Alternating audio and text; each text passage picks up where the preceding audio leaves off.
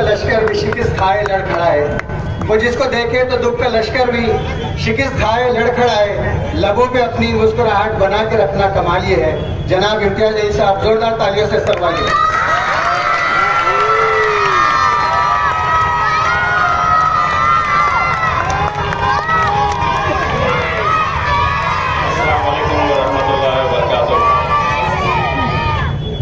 सबसे पहले तो मैं आज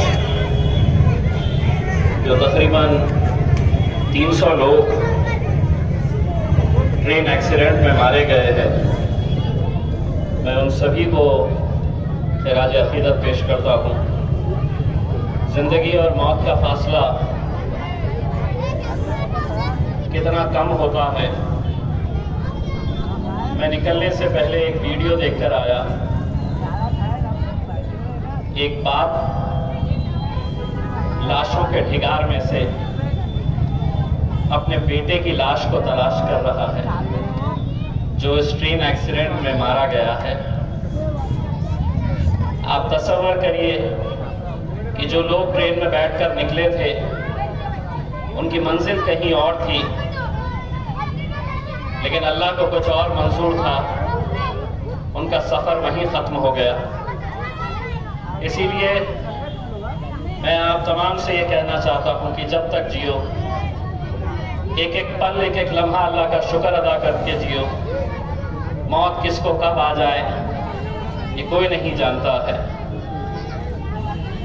मैं आप लोगों से आज ये भी इल्तिजा करने के लिए आया हूँ कि 7 तारीख के दिन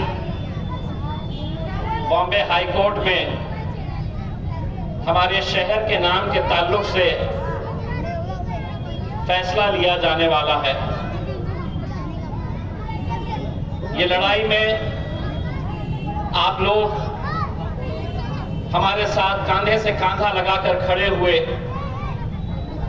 हमने सरकार से पैरवी की, सरकार से नुमाइंदगी की।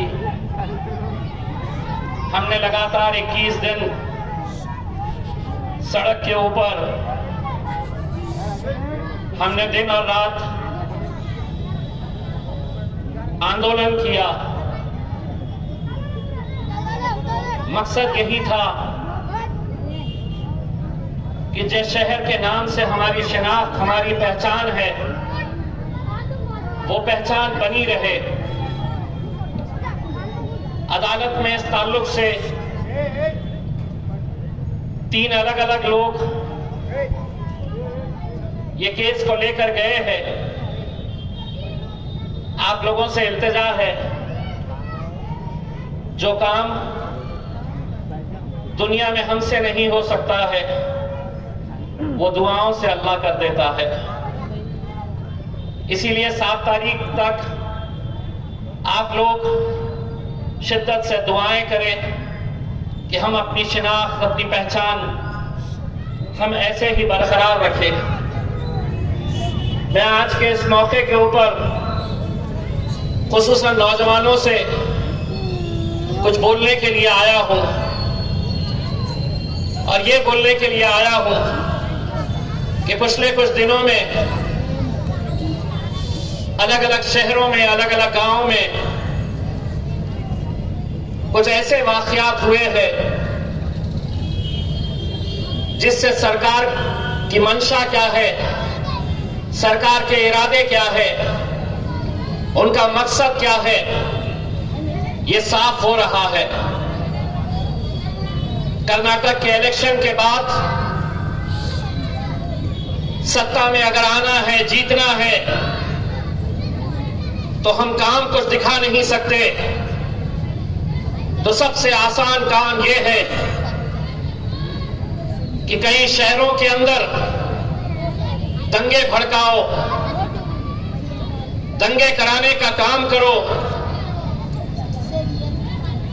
हिंदू, मुसलमान, दलितों के बीच में फूट पैदा करने का काम करो और अपनी सियासी रोटियां सेक ले। इस मकसद से किसी भी हद तक ये सरकार जा सकती है, मैं आपको आगाह करने के लिए आया हूं। ऐसे हालात में ये हमारी हम सब की जिम्मेदारी है, खुसूसन नौजवानों की, कि हम इन हालात से कैसे निपटे। कन्नड़ में कुछ दिन पहले दंगा हुआ। मामला क्या था? तो किसी ने फेसबुक के ऊपर हमारे मजहब के ताल्लुक से एक पोस्ट डाल दी। नतीजा यह हुआ कि तकरीबन 40 लड़के अपने घरों से बाहर घूमते रहे, पुलिस उनका पीछा करती रही। उनके घर वाले किस परेशान हाल में वो दिन गुजार रहे थे, आप इसका अंदाजा नहीं लगा सकते। 3 दिन पहले कन्नड़ के शेलगांव में मस्जिद के सामने डीजे बजाने को लेकर वहां पर दंगा हुआ। उस गांव के बुजुर्ग, नौजवान, हमारी माएं और बहनें आज वो गांव छोड़कर बाहर भागते फिर रही है। 2 दिन पहले जब वो लोग मेरे पास आए, तमाम बुजुर्ग लोग, उनमें एक हमारी बहन भी थी।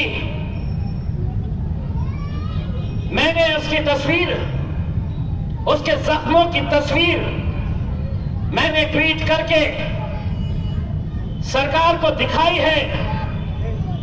रोंगटे खड़े हो जाएंगे पुलिस की बर्बरियत देखकर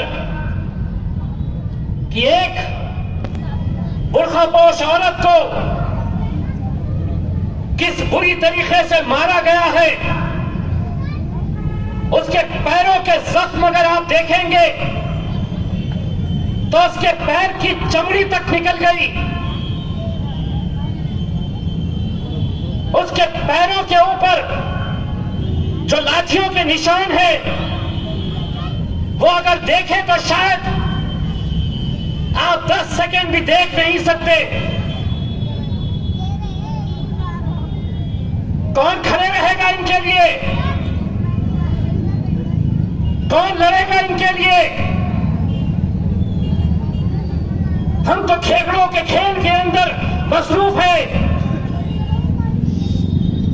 कोई एक लड़ने के लिए खड़ा होता है तो 4 नीचे से खींचने के लिए बैठे हुए हैं।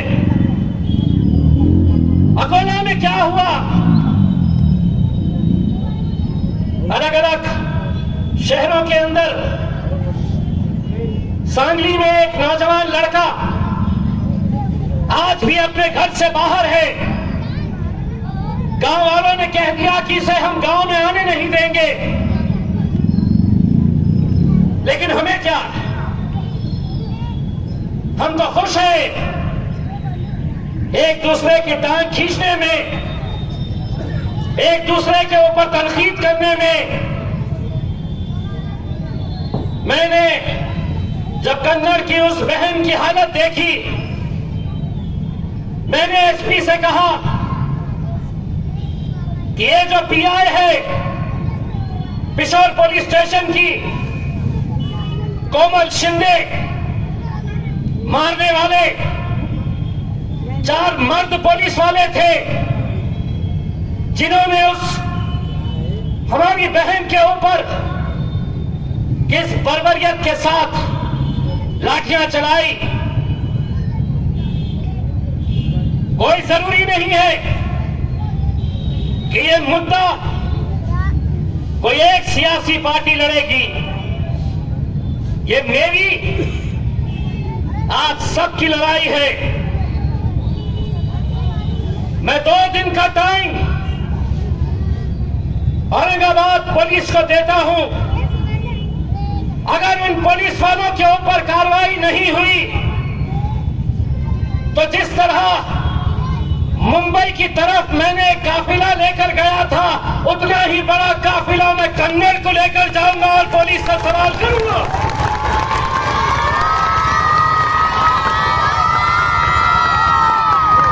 और तुम्हारा काम महज ये समझेंगे कि ये लड़ाई तो इम्तियाज जलील लड़ेगा, मैं तो सिर्फ यहां पर आऊंगा, सुनूंगा, जलसे में बैठूंगा, तालियां बजाऊंगा। अगर सब एक ताकत बनकर खड़े रहे तो दूसरी बार कोई पुलिस वाला लाठी उठाने से पहले सोचेगा कि नहीं, इतने सारे लोग सड़क के ऊपर उतर आते हैं, अगर किसी के ऊपर हम जुल्म करते हैं तो।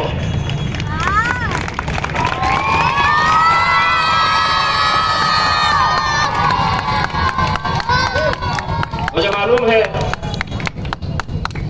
कि राणपुरे के उस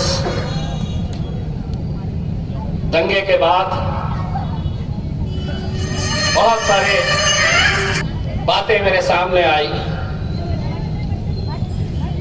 मैं एक बात कहना चाहता हूं,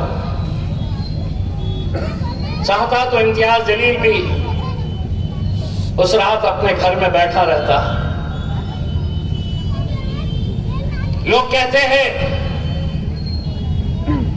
कि मैंने एक मंदिर को बचाने के लिए रास्ते पर उतरा था, दूसरे दिन रामनवमी का त्योहार, झूठ कहते हैं। अगर कोई ये कहता है कि मैं किसी एक मंदिर को बचाने के लिए मैदान में उतरा था, कई सारे लोग जो उस रात के गवाह नहीं है, उन्हें सूरज निकलने से पहले क्या हालात थे शायद इस बात का अंदाजा भी नहीं है। दूसरे दिन सोचिए, अगर यह खबर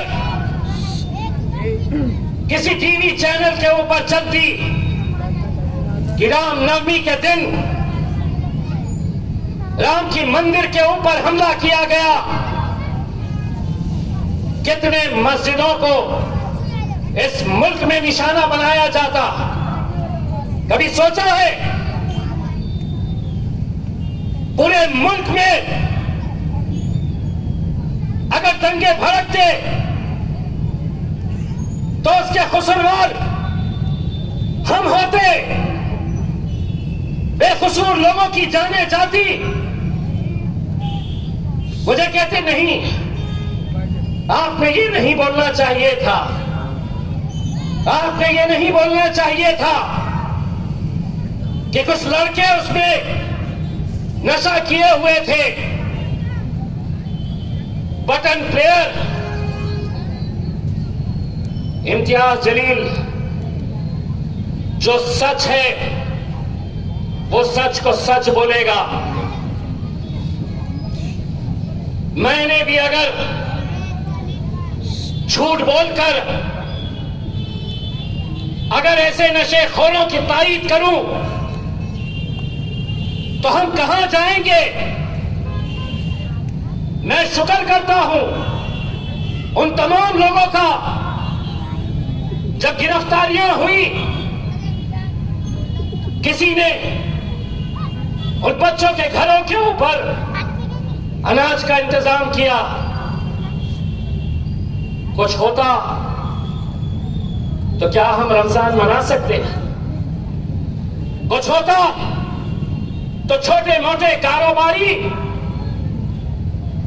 जो साल भर इंतजार करते हैं रमजान के महीने का, साल भर उनकी रोजी रोटी उस रमजान के कारोबार पे होती, क्या हम वो कारोबार कर पाते? मैं शुक्र अदा करता हूं उन तमाम लोगों का जिन्होंने अदालत में मदद की लोगों की। सियासी इख्तिलाफ किसी के कैसे भी हो, लेकिन ये काम किसी एक शख्स का नहीं है। हर एक को आगे बढ़कर ऐसे मौकों के ऊपर लोगों की मदद हम कैसे कर सकते हैं, इसके बारे में सोचने की जरूरत है। इसीलिए मुझे कतई बुरा नहीं लगता है जब आज महफिलें सजाई जाती है और उन महफिलों के अंदर चर्चा होता है तो मेरा होता है।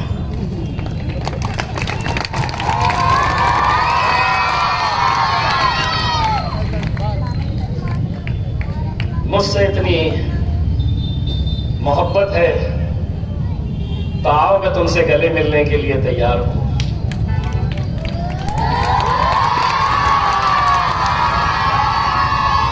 लेकिन कब तक ये खेल खेलते रहोगे? मुझे मालूम है 2014 से पहले इम्तियाज जलील इस शहर में नहीं था। आप सभी लोग थे जो आज अपनी महफिलें सजाकर इम्तियाज जलील कितना जपते हो मेरा नाम। सुबह उठते हैं तो इम्तियाज, रात सोते हैं तो इम्तियाज, यहां जाने के लिए रास्ता नहीं है तो इम्तियाज, पेट में दर्द हो रहा है तो इम्तियाज की वजह से हो रहा है, एक्सीडेंट हो गया है, एम्बुलेंस नहीं आई है तो इम्तियाज। कितना, क्यों मुझसे इतनी मोहब्बत करते हो? 2014 से पहले तो मैं नहीं था ना, तुम्हारे पास ही इस शहर की क़यादत तुम्हारे हाथ में थी। क्या वजह है कि तुमने अपने आमदार तैयार नहीं किए? क्या वजह है कि 38 साल लग गए एक नस्ल को यह देखने के लिए कि हमारा भी कोई मेंबर ऑफ पार्लियामेंट हो सकता है? याद है 2019 कैसे होटलों में बैठते थे, कैसे समझाने की कोशिश की जाती थी। 2014 में इसको कौन पहचानता है? ये पूना से आया हुआ है, इसको कौन पहचानता है? लेकिन अल्हम्दुलिल्लाह आपने वो मुकाम पे मुझे पहुंचाया। 2019 आया, फिर हिसाब किताब निकालना शुरू कर दिए, फिर होटलों में बैठ के इनके इतने मराठा समाज इतना, दलित समाज इतना, हिंदू इतने, मुस्लिम इतने, फिर आके बोलते कितना भी कर लो नहीं आते। बोले थे ना, मैं आपके दिल की बात अच्छी तरह समझ रहा हूं। आप भी उस वक्त यही बोलते थे, हाँ यार 2014 में चुन के आ गया, बोल रहा एमपी भी बनेगा। बड़े बड़े सियासतदान ये कहते थे कि यहां से शिवसेना को कोई हरा ही नहीं सकता है। लेकिन कैसे मुमकिन हुआ? जो काम इम्तियाज जलील 2019 के अंदर किया, तुम्हारे पास तो 38 साल थे, क्यों नहीं तुमने अपनी क़यादत खड़े की? इसलिए नहीं की कि तुम्हें गुलामगिरी करने की आदत है।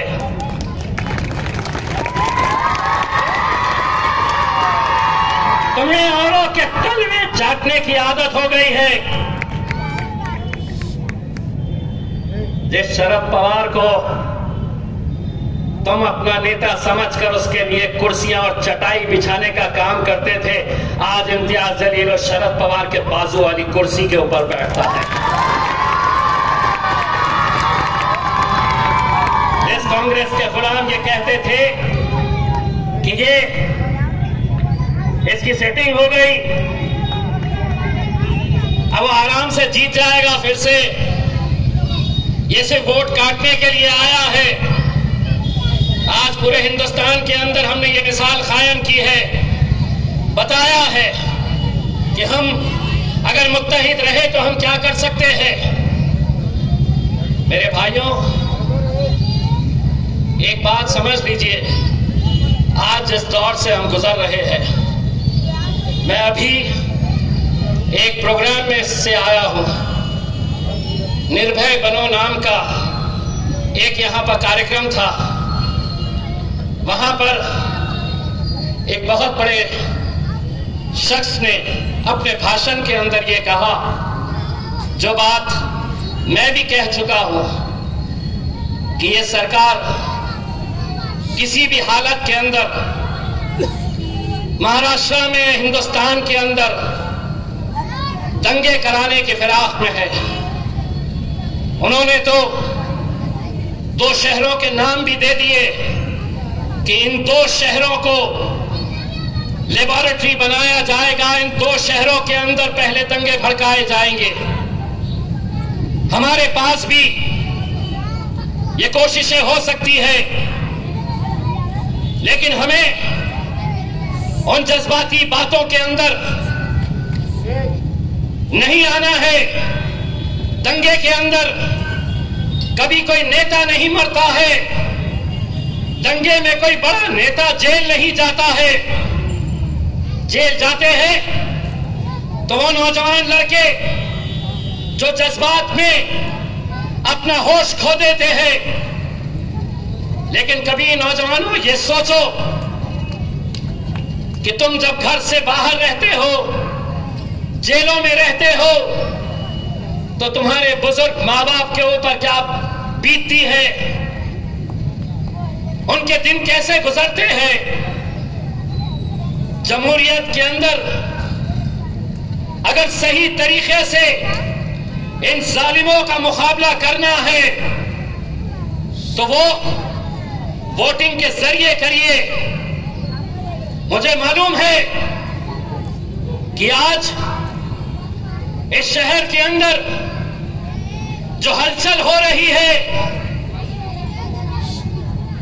हर एक के निशाने के ऊपर सिर्फ एक ही शख्स को रखा गया है। वो ये अच्छी तरह जानते हैं कि जिस शहर के अंदर 38 साल बाद हमारी क़यादत खड़ी हुई है, उसे खत्म करना बहुत मुश्किल बात नहीं है। थोड़े यहां कर दो, थोड़े वहां कर दो, नई नई पार्टियां लाओ, पैसे का इस्तेमाल करो और इस मुल्क से हमारी क़यादत कैसे खत्म हो सकती है।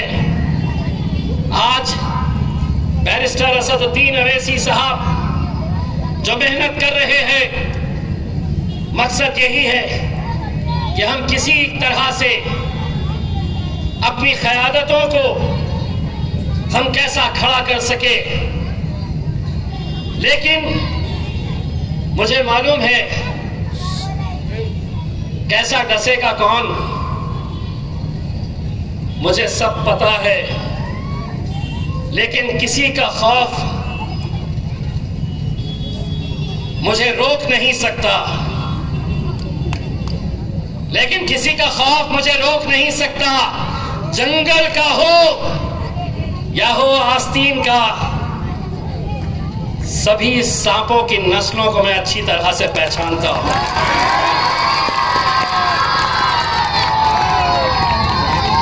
मैं वो तमाम लोग जो आज अलग अलग तरह से मुखालिफत करिए, आपको पूरा इख्तियार है, आप मुखालिफत करिए। मैं ये नहीं कह रहा हूं कि आप सियासत के अंदर मुखालिफत नहीं करनी है, लेकिन कहीं ऐसा ना हो आज कौन सी ऐसी सियासी पार्टी का किस नेता के ताल्लुक से ऐसे घटिया लेवल की बदजुबानी की जाती है। कहीं पर नहीं, कहीं पर नहीं, किसी पार्टी में किसी नेता की नहीं। लेकिन आज 1, 2, 3 यूट्यूब वालों को जमा कर लो और बस बयान दे दो इम्तियाज जलील के ताल्लुक से, और ये समझ लो कि मैंने बोला बहुत बड़ा हो गया हूं मैं। इम्तियाज जलील दो तरह के हैं। एक वो इम्तियाज जलील जो खानदानी है, जो पढ़ा लिखा है, जो तुम्हारी हर बात के ऊपर सर झुकाकर जवाब नहीं देगा। लेकिन अगर तुम समझोगे कि मैं कुछ भी बोलूंगा, तो दूसरा इम्तियाज खासदार इम्तियाज जलील है।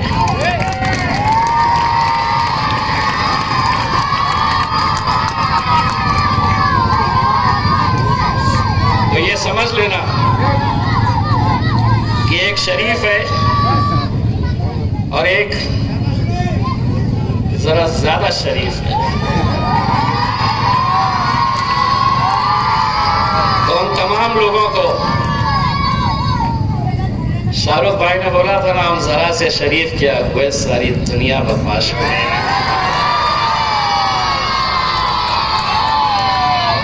इसीलिए आपको अपना सियासी सफर मुबारक हो।